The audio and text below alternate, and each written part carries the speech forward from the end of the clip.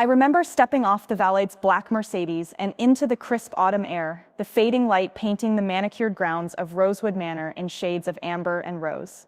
My sister Danielle was inside preparing for the most important day of her life, and I should have been brimming with joy. Instead, I felt a knot tightening in my chest because of him. Her new father-in-law, Charles Whitaker, a titan of finance and long-reigning patriarch of the Whitaker clan, had made his feelings clear long before the ceremony.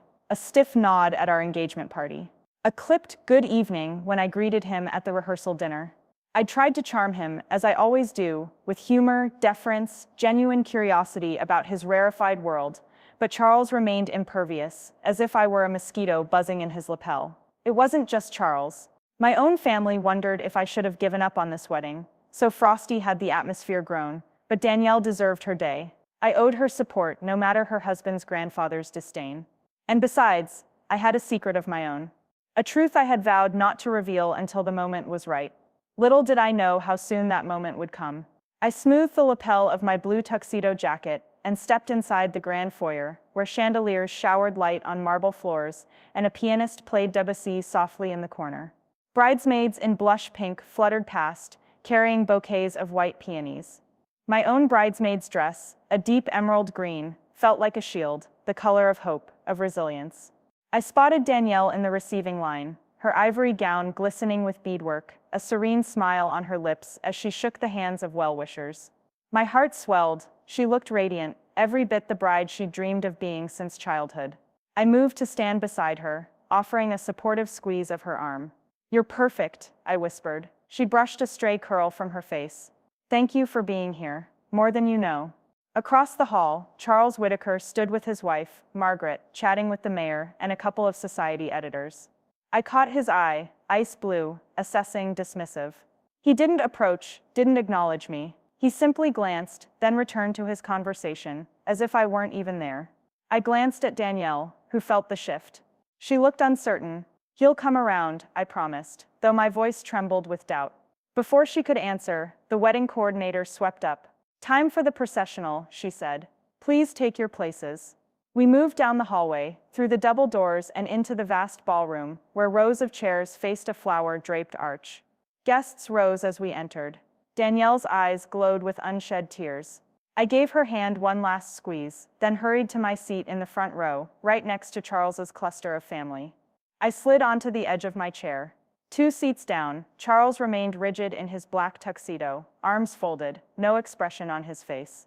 I caught a glimpse of his wife's gentle eyes. She must have sensed the tension, too. The ceremony began, the minister's warm voice, the soft music, the rustle of silk and tulle. As Danielle and her fiancé exchanged vows, I watched Charles's jaw slowly unclench, a flicker of emotion passing through his stern facade. For a moment I dared to hope, then it was over. The ring was slid, the kiss bestowed, and Danielle and her new husband strode back down the aisle as applause erupted. I clapped, cheering, tears of happiness in my eyes. Danielle passed me, leaned in to whisper, "Thank you," before turning toward her awaiting family. And in that moment, Charles's eye flicked to me again. His lips twitched, then turned downward. He didn't nod or smile. He simply rose and drifted past me, exiting through a side door, as if he'd fled the scene. I watched him go, conflicted. My sister had her fairy tale moment, but her grandfather-in-law had stolen my chance to show goodwill. It felt like a personal rebuke. The reception followed in an adjoining room, where crystal chandeliers and candlelight bathed white linen tables in soft glow. A string quartet played upbeat jazz, servers circulated with champagne. Laughter and tinkling glasses filled the air. I made small talk with distant cousins, congratulating them, sharing memories of childhood summers at our grandparents' lake house. Yet I couldn't shake the emptiness left by Charles's snub. He held court at a head table surrounded by the Whitaker clan, his son and daughter-in-law, their 2 children, and assorted high-profile guests. From my perch, a few tables away, I watched him make brief, crisp remarks to each. I tried to approach once, caught sight of him extending his hand, only to retract it when he saw who it was. I'd retreated, deflated. Halfway through dinner, the florist sent out miniature bouquets as centerpieces, and the couple's story played on a loop on a projection screen. Images of Danielle as a toddler, blowing out candles, graduating high school with me on either side smiling, photos of her in college cap and gown, snapshots of us exploring Paris together. a montage of shared history that Charles would never truly share. And yet, Danielle invited him into her life completely. I admired her for it. Just as the first course lobster bisque was clearing, I felt a tap on my shoulder. I turned to see my mother's concerned face. "Have you eaten?" she whispered. "You look pale." I managed a smile. "I'm fine, just nerves." She patted my arm. "Later talk to Charles. I think he's looking for you." I raised an eyebrow. "He is?" She nodded. "He asked about you as soon as you sat down. He wants to speak in private." My heart galloped. Speak to me? After his cold shoulder? I took a deep breath, set my napkin on my lap, and rose. Mother guided me toward the same side door he'd used. A small corridor led to a private lounge, velvet armchairs, a mahogany bar, and a single window looking out over the rose gardens. There he stood, back to me, gazing through the window at the manicured hedges. He wore a tailored tux, cuffs gleaming, but his posture was anything but imperious. There was a tension in his shoulders, an unreadable shadow across his face. I cleared my throat. "Charles?" He didn't turn. The silence stretched. My throat felt dry, my pulse loud in my ears. I swallowed. "I'm sorry if I did something wrong," I ventured. "I wanted to welcome you to the family." He finally turned. In the dim light, I saw a flicker of vulnerability in his eyes that had seemed so cold. He raised a hand, gloved fingers brushing a stray lock of hair from my sister's wedding portrait on the side table. "You have a remarkable resemblance." I blinked. "To?" He paused, gaze drifting back to the window. "To someone I once knew." My pulse jumped. Someone he once knew. Not me. Someone else. A past connection? My mind raced. If he's pale now, maybe I'm related? No? I shook my head, forcing calm. "I'm not sure I follow." He turned, stepping toward me. The soft light revealed the strain in his face. "Forgive my brusqueness tonight. I've been unkind." He cleared his throat. "Might I have a word? Privately?" I nodded, heart hammering. He motioned to a pair of armchairs by the window.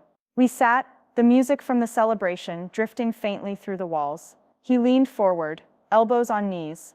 "Your name is Michael Porter, yes?" It was my real name. "Yes." He held my gaze.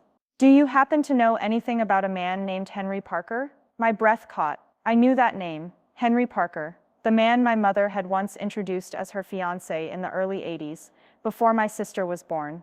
A man who mysteriously vanished the day before the wedding. A man who had been my father's best friend, and is rumored to be the biological father of the bride. I felt my fingers go numb. "Yes," I said quietly. "I've heard stories." His hand trembled slightly as he reached into his jacket pocket. He withdrew a photograph, sepia-toned, faded at the edges. He placed it on his knee, not quite meeting my eyes. "This is him," he said, "taken at that cabin on Lake Winthrop, 2 weeks before he disappeared." My heart pounded as I looked at the image. A man with Henry Parker's angular jaw and easy grin, standing beside a woman who looked exactly like my mother, and exactly like me, a woman in a white dress, holding hands with the man. And behind them a young girl, 5 or 6 brown curls. My eyes. I swallowed, mouth dry. "That's Mom," I whispered. "And me?" He nodded, voice husky. "And Diane, my mother, and you. The little girl is you. The bride is her daughter, my granddaughter." I sat back, shock rippling through me like ice water. My pulse thundered. The world tipped sideways. He inhaled.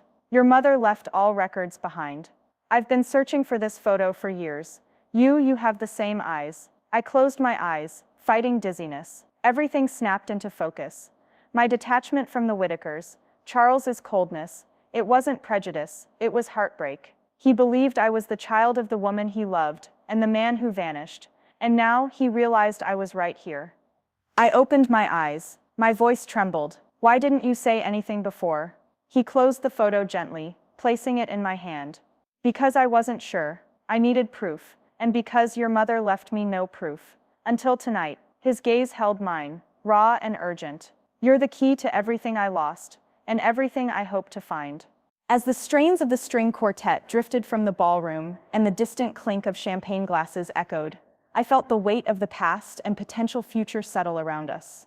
My mind raced. Secrets of identity, stolen love, family ties stretching across decades. And here, in this hushed lounge, my sister's wedding transformed into a reckoning of truths long buried. I looked down at the photograph, heart pounding. What do we do now? He inhaled, eyes glistening. We find the answers together. And in that moment, I knew nothing would ever be the same again. Part of me thrilled at the revelation. Perhaps I truly belonged here in this blended family. But the greater part understood the path ahead would be fraught with buried pain, old betrayals, and the daring hope of reconciliation. Behind us, the laughter of the wedding celebration foreshadowed both joy and turmoil. Charles reached across the small table, placing his unsteady hand over mine. I squeezed back, bracing for the journey ahead, unearthing hidden pasts, forging new bonds, and perhaps a father's redemption in the eyes of the daughter he never knew he had. We lingered in the velvet-lined lounge a long moment after Charles laid the photograph in my trembling hand. Through the glass doors, I could hear the buzz of the reception, laughter, the clink of toasting flutes, the distant strains of the string quartet slipping into something jazzy. It felt unbearably wrong to leave Danielle's wedding by mere feet, but Charles's confession made everything else fade. He cleared his throat. I need to tell you everything, and then we have some very difficult decisions to make. I nodded. Let's get it out, then we can face the party. He motioned for me to lead the way, and we slipped down the corridor toward a private study, turned office off the main hall. Margaret's floral arrangements spilled in vases along the walls, white peonies echoing the bouquets inside. We settled opposite each other at a massive desk. I still held the photo between us like a talisman. Your grandmother called me years ago, Charles began, voice low. After Diane disappeared. She said your mother was leaving town, cutting off all contact. I never heard from Diane again, and the lawyers declared her missing. No note, no explanation. My chest constricted. She was heartbroken, I said softly. She never spoke of you again. But my father, Charles's hand trembled. He reached into his pocket for an envelope. I collected what I could, letters, photographs, things Diane sent me early on. I thought if I held on to them, one day she might come back. But when they disappeared too, I had nothing but memories. And that's why I shut you out tonight. If there was even a chance you were her daughter, I couldn't bear to look. I was protecting my own heart. I stared at him. I had no idea. A tear slipped down my cheek. I always wondered why you disliked me. I thought I'd done something wrong. His eyes glistened. Dear girl, I never disliked you. I was afraid. Afraid I'd see Diane in your eyes. And worse, that I'd realize she'd moved on without a word. And I'd lose you too. I placed the photograph face up between us. This proves it. I'm Diane's daughter. And your granddaughter. He closed his eyes, letting the truth wash over him. Then he reached forward, fingers brushing mine. Tell me what happened to her. Why did she vanish? I took a deep breath. It was complicated. Dad, your best friend, moved away for work. Diane followed him. They married. He was kind, but over time he changed. He was ambitious, obsessed with climbing at all costs. When I was 6, he left. And Mom, she couldn't face starting over with a new man in a new city. She walked away from everything, me included. She gave me to a family friend to raise, then vanished. Charles winced. Your father, I never knew. I didn't learn the truth until I was 16, I said, voice wavering. I found her journals hidden in an attic trunk. She wrote about you, how she'd loved you most of her life, how she wished you'd saved her when he left. And then, she ran away. He closed his eyes and exhaled, and I failed her. I should have fought harder to find her. I shook my head. You saved me. You held on to this photo. You came looking. You gave me the chance to know who I am. I reached across the desk and touched his hand. Grandpa. He looked at me, stunned. I'm allowed to call you that? I smiled, tears slipping free. I think you are. He grasped my hand and pressed it to his cheek. Thank God. Then he cleared his throat, fighting tears. We must fix things. I want to meet her. I nodded. She's here. She's my mother, Emma's mother. She's my father's ex, your best friend's ex. We need to find her, Margaret, he said, rising. We'll find her together. We slipped back toward the ballroom, sharing a silent understanding. I stole a glance at my table.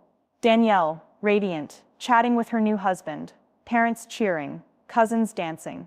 I gestured to Charles, leading him in through the side door just as the band launched into an upbeat waltz. Heads turned as we entered. Charles paused, drawing a breath, then strode forward. He raised his voice, projecting just enough to be heard over the music. "May I have everyone's attention?" The head table fell silent. My heart thudded. All eyes on us. Charles cleared his throat. "I'd like to apologize for my behavior tonight." Belatedly, I realized that my grandson. He looked at me, and I stepped forward. Isn't a grandson at all, but a granddaughter. Her name is Amara. He came to me and took my hand. Amara Porter. Gasps rippled. Danielle's jaw dropped. Emma's eyes welled. Margaret hurried up beside him, nodding support. Charles continued. "Amara is my flesh and blood. She's the daughter of Diane Parker, my lost love, and my best friend Robert Porter. I have only just discovered this truth through an old photograph I'd kept hidden, and tonight I came face to face with the miracle of her identity." The room was hushed, guests leaning forward. Mirrors and chandeliers reflected astonishment on polished surfaces. I swallowed, voice trembling, but lifted my chin. "Thank you for acknowledging me. I hope we can all celebrate as a family now." He turned to wave at the gathering. "I would be honored if you'd welcome her into our family." A moment of silence, then thunderous applause. Danielle pat me on the shoulder. Emma rushed forward to embrace me, tears and laughter mingling. Cousin Miranda and Aunt Celia wiped eyes as they nodded approval. Even Uncle Roger gave me a broad grin. In that instant, the snub of the ceremony, the awkward absence of welcome, all melted away in the shock of family reborn. The band resumed, first a stately waltz, then a sprightly jazz number. Charles and I took to the floor, dancing slowly as I processed every beat of my heart. Around us, the Whitakers and Porters mingled, two clans united by a secret finally revealed. Margaret slipped an arm around my shoulders, murmuring, "Welcome home, dear." Later, over champagne, I found Danielle by the dessert table. "That was incredible," she said, eyes bright. I grinned. Family drama at its finest. She took my hand. "I'm so proud of you. You found him." I squeezed her hand. We found each other. Behind us, Charles and Robert Porter. My uncle embraced for the first time in 30 years. Their tears glinted in the candlelight. Around them, cousins and grandparents laughed and cried together, glasses raised high. By the time the cake was cut, an ivory masterpiece with sugar peonies and emerald vines, everyone had gathered for a final toast. Charles cleared his throat. To Amara, he lifted his glass. "My granddaughter." To Diane, he glanced toward the back, where my mother quietly watched. To the ties that bind us, no matter how long they're hidden, and to new beginnings. Glasses clinked. I felt my eyes burn with joy. My mother approached, tentative but hopeful. I slipped from my seat and embraced her. "Mom," she whispered into my hair. "I'm so sorry. I couldn't face it before." I held her tight. "It's okay. We have now." We turned together toward Charles and Robert, ready to rebuild the family that time had torn apart. And as the orchestra struck up a reprise of What a Wonderful World, Rosewood Manor seemed to shimmer with promise. Because sometimes the greatest weddings aren't just unions of two people, but reunions of souls long separated. And in that embrace, beneath the glittering chandeliers, I knew we'd all found something priceless: home.